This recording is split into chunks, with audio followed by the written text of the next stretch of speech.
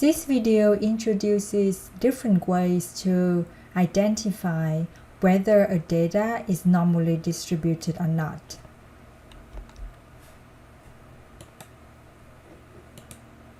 We are going to use histogram, which is the graph on the left, and the normal probability plot, which is the graph on the right. So this data show the histogram and the normal probability plot of a sample of 100 male heights.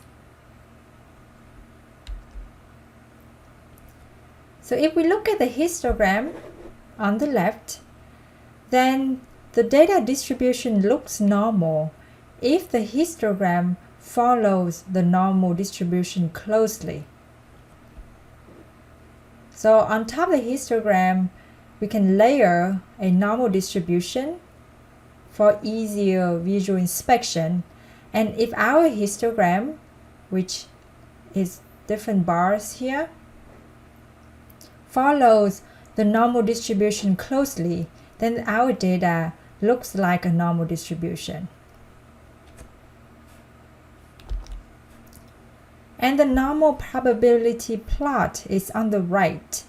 And in order to examine how a data, whether it's a normally distributed or not, then if the blue dots in the normal probability plot follow the black line, the straight black line closely, then our data appear to follow the normal distribution.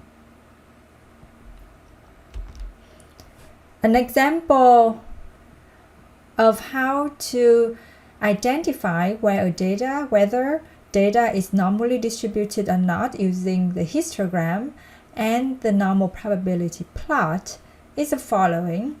Let's say below is a histogram on the left and normal probability plot on the right of the height distribution of NBA players in 2008-2009 season. The question to you is that, do these appears to follow the normal distribution? So you can either choose to use both the histogram and the normal probability plot, or you can use either or to make the conclusion. And in this case, we will see that basically it doesn't look like the NBA heights follow the normal distribution because the histogram does not follow the normal distribution. It doesn't look like that on the left. And when we look at the normal probability plot, the larger observations of the normal probability plot deviate from the straight line. So if we look here where there's a large observations, and we will see that as the value gets larger, then the blue dots deviate from the straight line.